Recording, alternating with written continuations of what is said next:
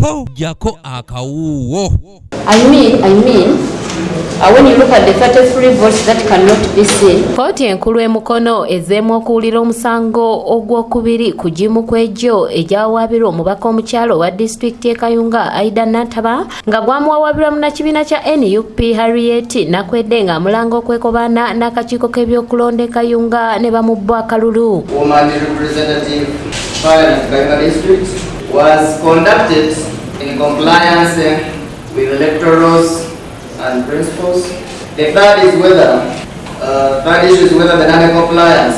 Omulamuzi ali mitambo gy'omusango guno Olivia Kazarwe Mukwaya atandise n'okuwulira obujulizi obwaleetebwa Harriet Nakwedde okulumika Nantaba n'akakiiko k'ebyokulonda.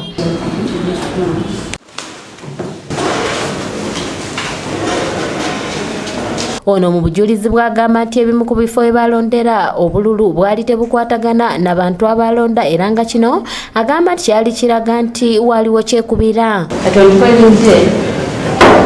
Every person who turns up to vote is noted. When it comes to time of adding, it must be clearly shown that this is the number of people who turned up to vote. Yes.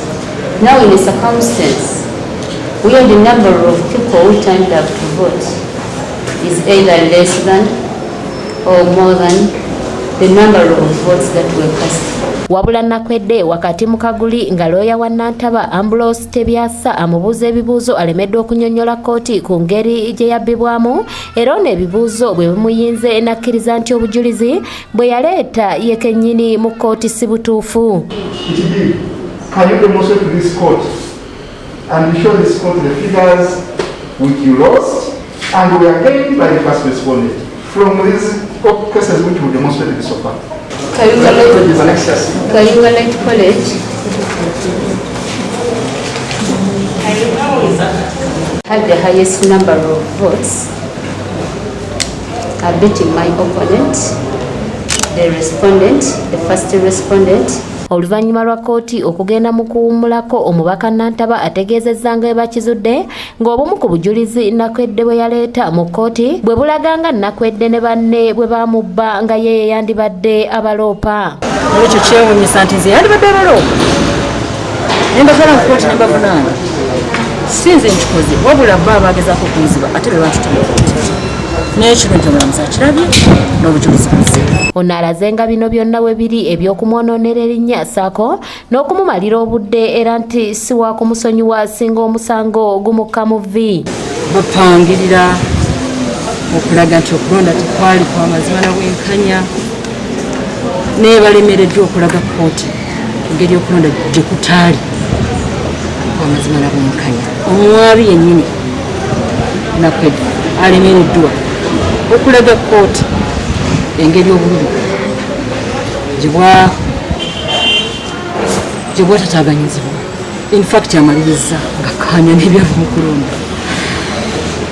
N'ekyo kyewuunya okusobola okumala ebiseera by'omuntu okumala budde bwange okumala ssente zange kwagala kunzija mu mutima gwa buweereza.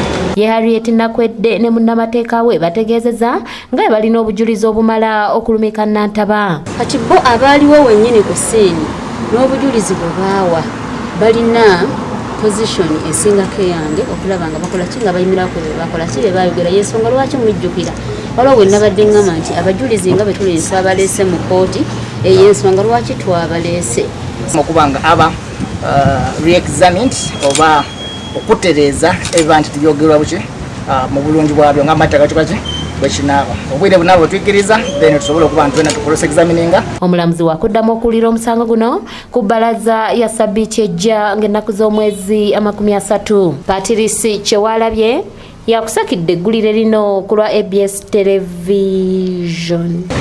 Nti wabadde musango ojjako okumala ebiseera ssente obudde n'okunyonera erinnya ate kye bagenda kusasulira singa gubaka muvi.